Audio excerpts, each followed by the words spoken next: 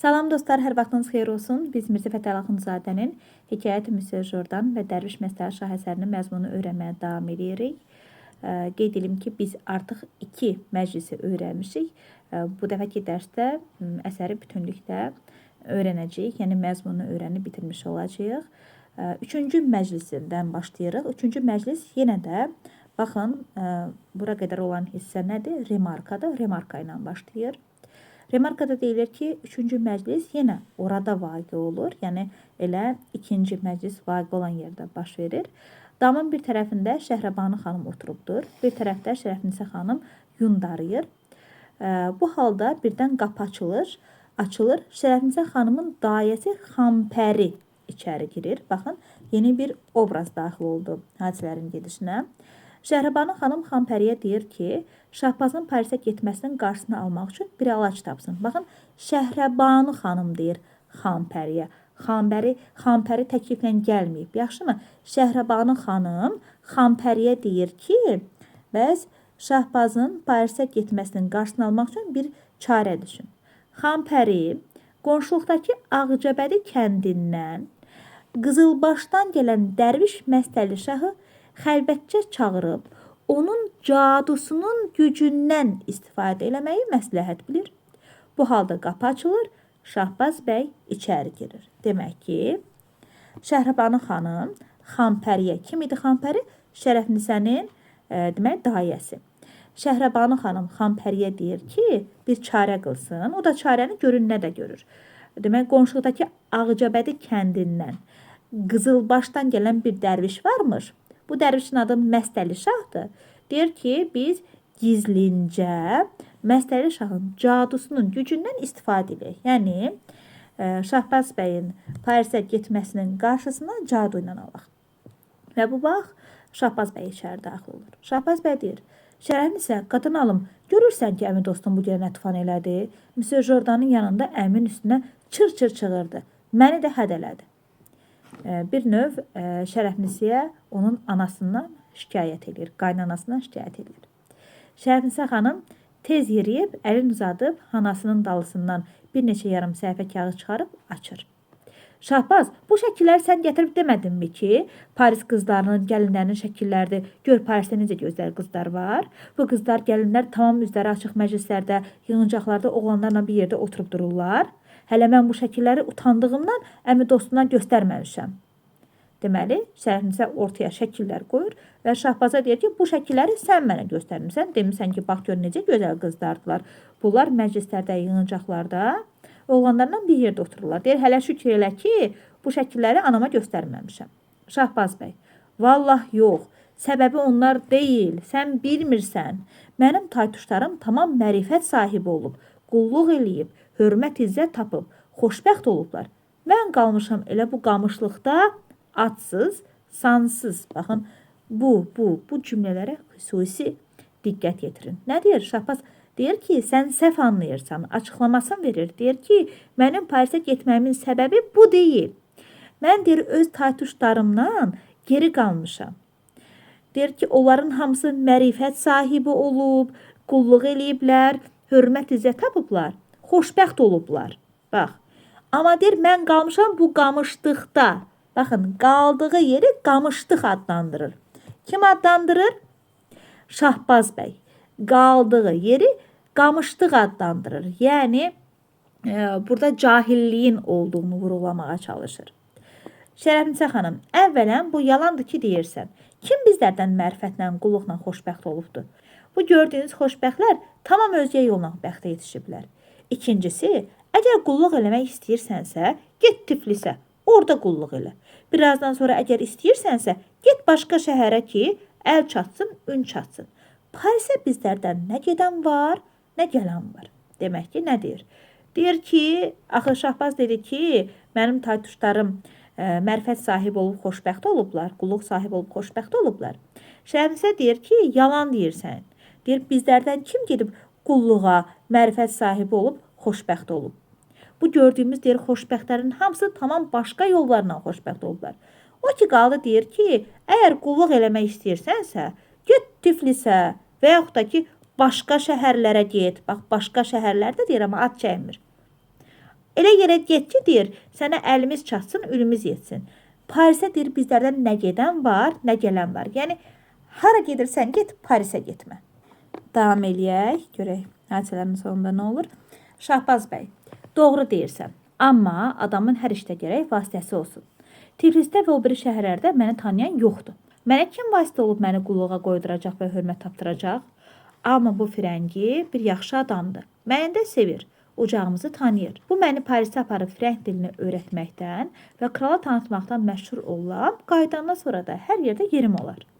Demək ki, məqsədini bir daha burada açıqlamış olur ki, o gedir ki, Parisdə fransız dilini öyrənsin və Monsieur Jourdan onu krala tanıtsın. Qayıdandan sonra isə burada bir vəzifə sahibi olsun və Tiflisə və o biri şəhərlərə getməməsinin səbəbini də bu cür açıqlayır ki, o yerlərdə onun tanışı yoxdur, onu bir irəli çəkən, qulluğa qoyduran olmayacaq. Və deyir ki, bu halda Hatəmxan ağa qaim səs ilə Şahbaz bəyi çöldən çağırır, Şahbaz bəy tez damdan gedir və burada da 3-cü pərdə yekunlaşır, baxın, pərdə salınır. İndi başlayır 4-cü məclis, daha doğrusu 3-cü məclis dostlar. Pərdə yox, məclislərdir burada. 4-cü məclis. Məstəli şah. Salam aleykum. Aha, artıq Məstəli şahı görürük. Yaxşımı? Baxın, həmin cadukarı gördük. Məstəli şahı. Şəhrəbanu xanım. Başın yuxarı qovsuyub. Aleyküm əssalam. Baba dərviş, xoş gəldin. Gəl otur. Məstəli şah oturub. Xanım, mənə nisbət nə qulluğunuz var? Buyurun. Can başla bitirməkdə müzayiqə yoxdur. Şəhrəbanu xanım. Baba dərviş, bir cüzvi yüngül işdən ötürü sənə zəhmət vermişəm. Mətləb budur ki, bizim Şahbaz lap yolundan azıb. Bir firəngi qonağımız var. Xəyalındadır ki, ona qoşulub Paris şəhərinə getsin, mənim bu oturan gül üzlü uşağımı ki, onun adaxlısıdır, 20 gündən sonra toyu başlanacaq, ağlarsızlar qoysun. Mən və Hatəmxan ağa nə qədər yalvardıq, söylədik, qulaq asmadı. Gərəkdir ki, bir iş edəsən ki, bizim Şahbaz Parisə gedə bilməsin və Monsieur Jourdan ondan əl çəksin, aparmasın. Deməli, Şəhrəbanu xanım Məstəli şaha dərdini açır, izah edir ki, onu bura çağırmaqlarında məqsəd nədir? Məstəli şah onlar üçün hansı işi görməlidir? Və Məstəli şahın işi bundan ibarət olmalıdır ki, o Şahbazın Parisə getməsinə mane olsun və eləsin ki, Monsieur Jourdan Şahbazdan əl çəksin, onu aparmasın. Məstəli şah. Xanım, bu cüzvi yüngül iş deyilmiş. Bəlkə çox böyük və çox çətin işmiş. Gərəkdir ki, bu işdə mənim cadumun əsəri ya Parisin, ya da Monsieur Jourdanın başında çatlasın. Deməli, Şəhrəbanu xanım axı bu işi yüngül, cüzi iş adlandırmışdı. Bax, nə deyir? Bir cüzvi yüngül işdir. Şəhrəbanu xanım bu cür demişdi. Məstəli şah deyir ki, bəs xanım, bu heç də cüzi, heç də yüngül iş deyil. Bu çox böyük və çox çətin işdir və gərəkdir mənim cadumun təsiri ya Parisin başında çatlasın, ya da Monsieur Jourdanın başında çatlasın. Şəhrəbanu xanım, baba dərviş, mən anlamadım. Necə gərək cadunun əsəri ya Parisin, ya Monsieur Jourdanın başında çatlasın? Baxın, Şəhrəbanu xanım hələ anlamır Məstəli şahın nə dediyini. Məstəli şah, xanım, məsələn, əgər Şahbaz bəyə əl vursam, lazım olar ki, onun bədəninə bir cin müsəllət edim. Bu səfərin xəyalını onun başından çıxarsın. Amma olar ki, bu işdən o qorxsun, ağlına rəxnə yetişsin. Ya azarlasın, ya çolaq olsun, çünki çox uşaqdır, cavandır. Deməli, Məstəli şah açıqlama verir ki, xanım, əgər mən bu işin qarşısını almaq üçün Şahbaz bəyə əl vurası olsam, gərək onun bədəninə bir cin salım və bu cin onun Parisə getmək xəyalını başından çıxarsın. Amma deyir, bunun pis yanı var. Pis yanı odur ki, o hələ çox uşaqdır, çox cavandır. Bu elədiyim tədbir, yəni bu cadum, onun bədəninə cin salmağım ona xətər yetirə bilər, ya azarlayar, ya da ki, çolaq olar. Şəhrəbanu xanım, Allahı sevirsən baba dərviş, belə danışma. Bu işlər tamam ondan ötürüdür ki, Şahbaz bir gün gözümüzdən uzaqlaşmasın. Necə olur ki, onun canına cin müsəllət olmağa razı olaq? Deməli Şəhrəbanu xanım deyir, nə danışırsan? Yəni bizim məqsədimiz Şahbazı burada saxlamaqdır. Bəs biz razı olarıqmı ki, onun bədəninə cin daxil olsun da və ona bir zərər yetirsin? Məsləhət şah cavabında deyir: bu surətdə gərəkdir ki, divlərə, ifritələrə əmr eləyim ki, Parisi xarab eləsinlər. Altını üstünə çevirsinlər ki, Şahbaz bəy dəxi ora getmək niyyətindən düşsün. Yayın ki, Mərrix ulduzuna hökm edim ki, Müsyo Jordanın boynunu vursun ki, Şahbaz bəyi aparan olmasın. Bu işin bundan başqa bir çarəsi yoxdur. Deməli, Məstər Şah başqa təkliflərini irəli sürür. Deyir ki, onda gərək mən deyir divlərə, ifritələrə əmr eləyim. Onlar Parisi yerlə yesan eləsinlər, altın üstünə çevirsinlər və Şahbaz bəy də ora getmək niyyətindən əl çəksin. Ya da deyir, Mərrix ulduzuna deyir, hökm eləyim ki, Müsyo Jordanın boynunu vursun, Şahbaz bəyi aparan olmasın.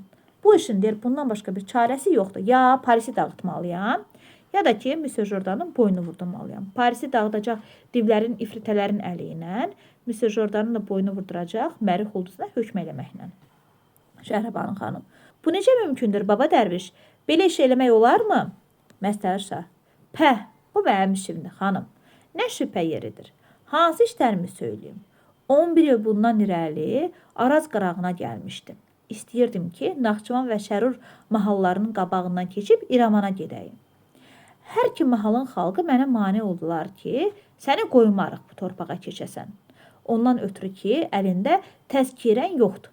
Nə qədər yalvardım, yapaşdım, sözümə qulaq asan olmadı. Aşağı getdim, yuxarı getdim, olmadı. Axırda lap acığım tutdu. Əcinələrə, ifritələrə hökm etdim ki, tamam Naxçıvan və Şərur mahallarının damlarını qaldırıb yerlə yesə eləsin. Xülasə, Murova desəm yerindən qopmazmı? Araza desəm axma, axarmı? Aha, Baxın, Şəhrəbanu xanım ətə qarşı edir. Bu mümkün olan işdir ki, Məstər Şah da başlayır özündən fantaziyalar uydurmağa. Güya ki, bunları eləyib o, özündən kəşfər edir. Deyir ki, bəs nə danırsan xanım, deyir, bəs bu mənim işimdir. Mən 11 il bundan qabaq Arazın qırağına gəlmişdim. Naxçıvan və Şərurun ərazisindən keçməklə İrəvana getmək istəyirdim. Və deyir, bu hər iki mahal, yəni həm Naxçıvan, həm də Şərur mahalının əhalisi mənə mane oldular. Nədir? Deyir, təzkirəm yox idi əlimdə. Nə qədər deyir, yalvar yapış elədim, yuxarı getdim, aşağı getdim, mənə icazə verən olmadı. Mənim də acığım tutdu, mən əcinələrə, ifritələrə hökm elədim və Naxçıvan Şərur mahallarını alt üst elədim. Xülasə deyir, Murova desəm, baxın, Murov dağının adını çəkir, deyir, yerindən qop, Murov deyir, qopmazmı? Araza desəm, axmazmı? Baxın, yer adları çəkir, çay adı çəkir. Şəhrəbanu xanım təəccüblə əlini dudağına aparıb, Allah dərdinə əsirgə, bu cür deyir. Çox gözəl dillə yazıb bunu Axundzadə, çox yadda qalandı.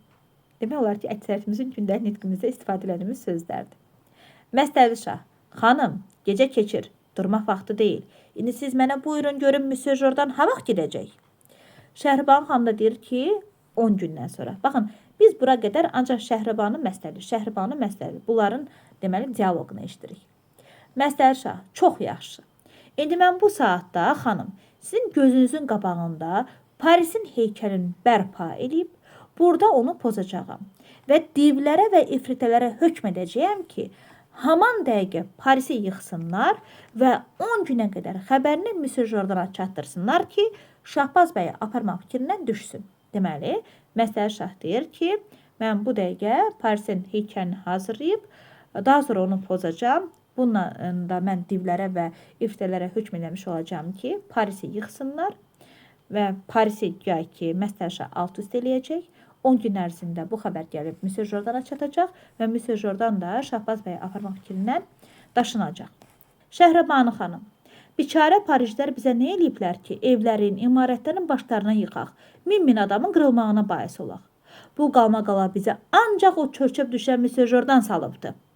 Baba dərviş, hər nə bilirsən, ona eylə. Aha, deməli Şəhrəbanu xanım burada nə deyir? Deyir ki, yazıq deyir, Parislilər axı bizə neyiniyiblər ki, biz onların evlərin, imarətlərin başlarına yıxaq, min adamın qırılmağına səbəb olaq. Bu müsibəti, bu qalmaqalı bizim başımıza açan O çöp yığan Monsieur Jordandır. Ona görə də baba dərviş, nə bilirsən ona elə. Yəni Monsieur Jordana elə. Axı iki seçim qoymuşdu Məstəli Şah. Şəhrəbanı Monsieur Jordana deməli belə dedi, cadunu Monsieur Jordana eləməsini istəyir. Bu vaxt Şərəfnisə xanım artıq söhbətə qarışır. Canana, elə demə. Monsieur Jordan yazıqdır. Çox yaxşı adamdır. Bu yaylaq hər gün qəribə güllərdən, çiçəklərdən dəstələr bağlayıb Şahbaz bəydən mənə göndərirdi ki, apar adaxlına ver. Mən özümü öldürürəm, qoymaram Monsieur Jordanın boynu vurulsun. Baxın, Şərəfnisə xanım etiraz edir. Deyir ki, mən özümü öldürərəm, amma razı olmuram ki, Monsieur Jordanın boynu vurulsun. Və əsaslandırma da gətirir ki, Monsieur Jordan yazıqdır, yaxşı adamdır. Deyir ki, bu yaylaq hər gün qəribə güllərdən, çiçəklərdən dəstələr düzəldib Şahbaz bəydən mənə göndərirdi. Və baxın, Şəhribanının bir-birini inkar edən iki nitqi var burada. Baxın, indi bu nitq görün bir-birini necə inkar eləyəcək. Deyir ki, Şəhribanın xanım, vallah bilmirəm hansına razı olam. Amma dəxi necə eləyək? Şərəfnisə də doğru deyir. Monsieur Jordan yazıqdır, yaxşı adamdır. Hələ bircə bu işdə təqsirlidir ki, Şahbazı yoldan çıxarıb Parisə getməyi behinə salıbdır. Məlum ki, Parisdə yaman adamlar var imiş. Qəza bu dərvişi bizə yetiribdi ki, bunun cadusu ilə oranı yıxdırıb xarab etdirək. Üzünü Məstəli Şaha tutub deyir, baba dərviş, buyur divlərə, ifritələrə Parisi qaldırıb altını üstünə çevirsinlər. Baxın, bayaqdan Şəhrəbanu xanım yuxarıda deyirdi ki, bu biçarə Parislilərin nə günahı var? İndi deyir ki, məlumdur ki, Parisdə yaman adamlar var imiş. Bayaqdan deyirdi ki, bu qalmaqalın Monsieur Jordan salıb. İndi deyir ki, yazıq adamdır, nə bilim, yaxşı adamdır. Bir dənə günahı var ki, o da Şahbazı yoldan çıxarıb Parisə aparmaqdır. Bayaqdan Parislilərin, belə deyək də, başına bəla açılmasına razı deyildi.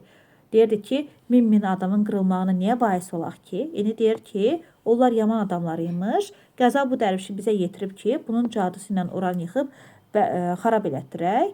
Və baba dərvişə deyir ki, əmr elə ki, Parisi yerlə yeksan eləsin sənin divlərin, sənin ifritələrin. Yadda saxlayın. Baxın, bu iki məqamı yaxşı yadda saxlayın. Şəhrəbanı bir-birini inkar edən nitqləridir. Məstəli Şah, baş üstə xanım, üzünü Xampəriyə tutub. Xampəri xala, aralarındakı yaşa bax xala deyir. Çıx çölə, mənim şagirdim Qulaməliyə de ki, mənim xurcunumu tez atın üstündən alsın, gətirsin, gəlsin. Xampəri tez qalxıb çıxır, Qulaməli əlində xurcun Xampəri ilə məclisə daxil olur. Məstəli Şah ətrafdakıların başa düşməməsi üçün Qulaməli ilə farsça danışır. Baxın, fırıldağına. Ətrafdakılar anlamasın deyə öz şairdi ilə farsça danışır. Şəhrəbanu xanım, baba dərviş, nə danışırsınız? Məstəli Şah, məhzər oxuyuram xanım ki, işimiz avand olsun. Divlər, ifritələr xəbərdar olsunlar ki, nə fikirdəyəm. Əslində, məhzər falan oxumur, planını danışır. Desəm fikriniz qarışacaq, sizin imtahan cavablarınıza təsir eləyə bilər. Orijinalında elədir ki, orada deməli, nəsə deməyim, Qulaməli ilə Məstəli Şahın nitqində Məstəli Şahın əsl planı ortaya çıxır. Orijinalda, əsərin orijinalında, amma sizə təqdim olunmayıb bir hissə. Deyir ki, alladır xanımları, Şəhribaniyə deyir ki, güya ki, dua oxuyur. Bundan sonra Məstəli Şah palazı qovzuyub əvvələn bir müdəvvər cızıq çəkir, deyir. Bu Paris şəhərinin dairəsi. Yəni, belə deyək də, yerdə bir şəkil çəkir, dairə çəkir belə. Deyir ki, bu Paris şəhərinin dairəsi. Sonra taxta-taparları bir-birinə yapışdırıb 10-12 böyük, kiçik hücrə və otaq şəklində cızığın içində evlər yapıb deyir. Bu da Parisin imarətlərinin və evlərinin şəkli. İçinə də güya ki, Parisin imarətləri, evləridir. Sonra üzün Şəhrəbanı xanıma çevirib, xanım, buyurursunuzmu Parisin kün fəya kün etdirim, altın üstünə çevirtirim. Deyir, xanım, icazə verirsinizmi ki, bəs mən Parisin altın üstünə çevirtirim. Şəhrəbanı xanım, bəli, dəxi necə eləyək? Allah səhəbkara bəla versin. Qurunun oduna yaşlar da yanacaq. Biçarə Parislər bizə bir zat etməmişdi. Bunun babalı olsun onların qızlarının, gəlinlərinin boyuna ki, məclislərdə həmişə oğlanlarla, kişilərlə bir yerdə üzü açıq oturub, söhbətə və ixtilata məşğul olub, xalqı azdırıb yoldan çıxardırlar. Baba dərviş, işində ol. Aha. Həm bir növ Parislərə ürəyi ağrıyır ki, yazıqlar. Sonra deyir ki, qurun oduna yaş da yanır. Bəs oradakı qızların, gəlinlərin günahıdır bu. Ki o günahı da onlarda ona görə görür ki, üzü açıq şəkildə oğlanlarla, kişilərlə eyni məclisdə otururdular. Və deyir ki, baba dərviş işində olub. Məstəli Şah, xanım, divlərin əlmuzunu, ənamını kərəm eləyin. Yəni, pul ver. Divlərə pulunu ver. Şəhrəbanı xanım, doğru deyirsən, baba dərviş. Nə qədər gərək divlərə anam verək? Deyir, nə qədər pul verək? Məstəli Şah, artıq istəmirəm. Nə qədər ki, vədə edibsiniz, xanım, 100 bacaqlı. Çox istəmir, 100cə bacaqlı. Şəhrəbanı xanım, baba dərviş, çox olmazmı? Yəni, o vaxt üçün çox pul idi bu. Məstəli Şah, xub, 1000 tümənə dəyər şəhəri xarab etdirirsiniz. 100 bacaqlı versəniz çoxdur. Deyir ki, bəs nə edir çoxdur? Deyir, 1000 tümənə dəyər şəhəri 600 elətdirirsiniz. 100 bacaqlı versəniz çox olur. Şəhrəbanı xanım üzünü qızına tutub deyir, Şərəfnisə xanım, balam, pul sandıqçasını bura gətir. Şərəfnisə deyir ki, sandıqçanı gətirsin. Şərəfnisə xanım tez qalxıb, yükdən pul sandıqçasını alıb, anasının qabağına qoyur. Şəhrəbanı xanım sandıqçanın ağzını açır, 100 dənə təzə bacaqlı çıxardıb deyir, balam, Şərəfnisə, toy xərcinə dəxi heç pul qalmadı. Yəni, toy üçün yığdığı bütün pulu verir Məstəli Şaha. Şərəfnisə xanım, neynə yana? 1-200 toğlu satarıq, yenə pul olar. Şərəfnisə də çarə göstərir ki, toğlu satarıq, yenə də pulumuz olar. Şəhrəbanı xanım, doğru deyirsən balam, burun qulaq başa sədəqə. Üzünü çevirir, al baba dərviş, pulu verir baba dərvişə. Qızılları verir Məstəli Şaha, dərviş qızılları alır, qoyununa qoyur, tez biləklərini çırmayıb xurcundan bir kitab çıxardır ki, kitabı açıb vərəqləyir, bir para naxışlı səhifələrindən baxır, başını qovuzuyur. Məstəli Şah, bəli, Paris şəhəri Əqrəb bürcünün altında vaqiymiş. Əməl tamamdır. Bu bürcün təsirindən ki, bu şəhərdə heç vaxt bəla əskik olmaz. Sonra qalxır ayağa, əlində bir dəyənək, üzün Şəhrəbanı xanıma və qızına tutub, xanımlar, qorxmayın, ürəyinizi bərkidin. Sonra gözlərini çevirir, surətin heybətli edir, bu mətinləri oxur. Sağına soluna üfürür, heybətli səs ilə divlər, ifritələr adları ilə çağırır, buyruq verir. Ya Məlixa, ya Səlixa, ya Bəlixa, qaldırın Parisi yerindən, vurun yerə. Bu saatda necə ki mən bu heykəli vurub zir-i zəbər edirəm. Bir qədəm geri çəkilir, dəyənəklə cızığa üz qoyub, içindəki taxtaparalardan yapılmış balaca evlərin və otaqların aşkalını çırpıb darmadağın dağıdır. Sonra bir ləmhə dayanıb, üzün Şəhrəbanı xanıma tutur. Xanım, gözünüz aydın olsun. Paris dağıldı. Razı oldunuzmu? Aha, baxın Məstəli Şahın belə, nə bilim, hoqqaları deyək də, biraz loru səslənsə də, deməli deyir ki, bu Paris şəhəri Əqrəb bürcünün altına almış. Bayaqlarda biz digər bir bürcünün adını eşitdik. Və neynir? Götürür bu, gəl ki, cinləri, ifritələri, divləri çağırır adlarıyla. Ya Məlixa, ya Səlixa, ya Bəlixa. Özündən adlar uydurur. Və onlara güya əmr eləyir ki, onlar Parisi alt-üst eləsinlər. Öz də burada Parisin maketini hazırlamışdı. Onu alt-üst eləyir ki, onun burada alt-üst eləməsindən Paris də orada alt-üst olur. Və sonra da Şəhrəbanı xanıma göz aydınlığı verir ki, bəs gözünüz aydın olsun, Paris dağıldı. Bu halda birdən damın bağlamış qapısı taraq-taraq döyülür. Az qalır qapı sınsın. Müsyo Jordanın səsi istirab halətində qapının dalısından məlum olur.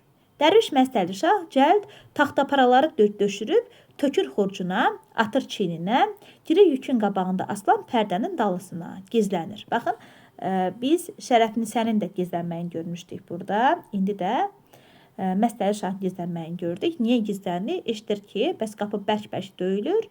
Qapını da döyən Müsyo Jordandır. Onun kələyinin fırıldağının üstü açıla bilərdi. Qorxusundan tez qaçır, gizlənir. Müsyo Jordan qapını taraq-taraq döyür, az qalır qapını sındırsın, çağırır. Hatəmxan ağa, Şahbaz bəy, qapını açın. Şərəfbanı xanım sərasimə yerindən qalxır, qorxu ilə gedir qapıya sarı. Qızı Şərəfnisə xanım tir-tir titrəyir. Xanpəri dizinə çırpır yavaş səslə. Dədəm vay, nənəm vay. Şəhrəbanı xanım qapını açır. Müsyo Jordan, nəfəsi tutula-tutula. Hanı Hatəmxan ağa, hanı Şahbaz bəy? Şəhribanu xanım qorxa-qorxa. İkisi də Şərəfnisənin damında yatırlar. Bugün İlxiyə baxmağa getmişlər. Çox yorulmuşdular. Axşamdan yıxılıb yatıblar. Müsyo Jordan qaim bir səslə təng nəfəs. Xanım, gərək bu saatda onlar duralar. Mən gedirəm, dayana bilmənəm. Heyif sənə Paris, heyif sənə Tülyeri, heyif sənə gözəl paytaxt, gözəl səltənət. Fransa bədbəxt oldu. Dimaş Paris, mon Dieu, mon Dieu. Şəhribanu xanım, həkim sahib, nə var? Nə olub? Müsyo Jordan, Paris dağıldı, Tülyeri yıxıldı, Fransa xarab oldu. Dimaş Paris, Dimaş Tülyeri. Şəhribanu xanım, Allah sənə şükür. Yəni Allah dərdini əsirgəmir. Baxın, dil çaşar, düzünü deyər. Neyinir burada? Allaha şükür edir ki, Paris dağılıb, sonra da düzəldir ki, Allah dərdini əsirgəmir. Müsyo Jordan, gözəl şəhər, gözəl səltənət, bir türfə tüleyində viran, kən keyin olubdur. Ağıl kəsmir ki, bu necə işdir, bu necə sehirdir. Setefre mön deyə. Şərəfbanu xanım tez qorxuya düşürdür. Bu necə sehirdir? Məgər sehr ilə Paris yıxılıb? Nə deyirsiniz, həkim sahib? Müsyo Jordan deyir ki, əlbəttə sehirdir. Mat qalmalı işdir. Bir türfə tüleyində qəflətən Paris xarab olubdur. Deməli, Şəhribanu xanım axı sehri ilətdirmişdi. Qorxuya düşür, deyir, necə yəni, deyir, Paris sehirlə yıxılıb. O da deyir ki, əlbəttə ki, sehirlə yıxılıb. Bir andaca Paris alt üst olub. Bu halda qalmaqaldan Hatəmxan ağa və Şahbaz bəy yatdıqları damdan yuxudan oyanıb, köynəkcək Müsyo Jordanın səsinə yürürlər. Müsyo Jordan onları görən kimi, ah, gəldiniz, Hatəmxan ağa, Şahbaz bəy, sizi tarı tez mənə at hazır eləyin. Gərək bu saatda gedəm, dayana bilmənəm. Özünüz də atlanın, məni arazdan keçirdin, qaydın. Hatəmxan ağa heyrətlə, həkim sahib, nə vaqe olubdu? Belə tələsdik getməyə səbəb nədir? Və Müsyo Jordan qaim səslə deyir ki, Paris dağılıb, Tülyeri yıxılıb, Fransanın səltənəti pozulub, kral avara düşüb. Bu saatda Təbrizdə oturan İngilis konsulundan sizin divan bəyiniz mənə kağız gətirdi. Konsul bu əhvalatı bildirəndən sonra yazır ki, Londona vacibi kağızlar ilə bu saat çapar gedir. Arazın kənarında mənə müntəzirdir. 12 saata dək gərək mən özümü ona yetirim. Əgər təxir eləsəm, çapar gedər, sonra mən özümü tezliklə yalqız krala çatdıra bilmənəm. Louis Philippe İngilisə qaçıbdır. Mon Dieu. Deməli, baxın, burada bir neçə məlumat əldə edirik biz Müsyo Jordan nitqindən. Nə deyir? Deyir ki, Təbrizdə oturan İngilis konsulundan divan bəyinə, yəni Qarabağ divan bəyinə kağız gəlib.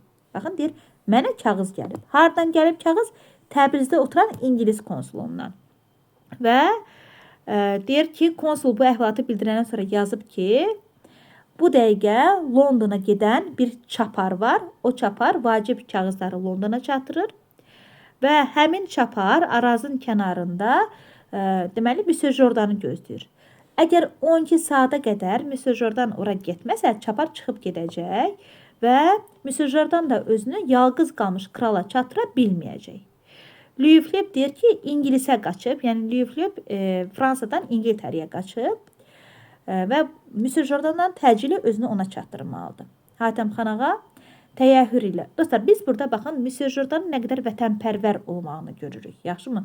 Onda biz Müsyo Jordanın vətənpərvər, həm baxın, qonaq gəldiyi yerdə öz mədəniyyətini təbliğ edirdi, öz dilini təbliğ edirdi. Eyni zamanda ölkəsindən ona gələn bu bədbəxt xəbər onu alt üst eləmişdi. Yəni, çox böyük narahatlıq keçirirdi. Bu da onun necə vətənpərvər olmağından xəbər verirdi. Hatəmxan ağa təyyarürlə, həkim sahib, Parisi kim dağıdıbdı? Kim yığıbdı? Müsyo Jordan istirabla, şəyatinlər, əcinələr, divlər, ifritələr, bədəməllər, hansını deyim? Aman Hatəmxan ağa, at hasır eləyin, dayanmaq mümkün deyil. Şəhribanu xanım üzünü Müsyo Jordan tutub, həkim sahib, bizim Şahbazı da aparsınızmı? Müsyo Jordan, nə söylürsünüz xanım? Özüm başımı qoymağa yer tapmıram. Şahbazı hara aparacağam? Hatəmxan ağa, amandır, tez olun. Atlanın, məni ötürün. Gərək səhərdən Araz qırağına çatam. Hatəmxan ağa, Şahbaz, gəl gedək. Görək necə edirik. Bu necə iş idi oldu. Hər ikisi damdan çıxır. Dallarınca Müsyo Jordan, onlardan sonra yavaş pərdənin dalasınca Dərviş Məstəli Şah xurcunun çiynindən çıxır, gözdən itir və pərdə salınır, tamaşa tamam olur. Baxın, təhlil üçün ürəyim sözlərlə doludur, amma deməyəcəm. Təhlili əlavə dərsdə. Yaxşımı? Məzmunu öyrəndik, burada yekunlaşdırırıq. Diqqətiniz üçün təşəkkürlər.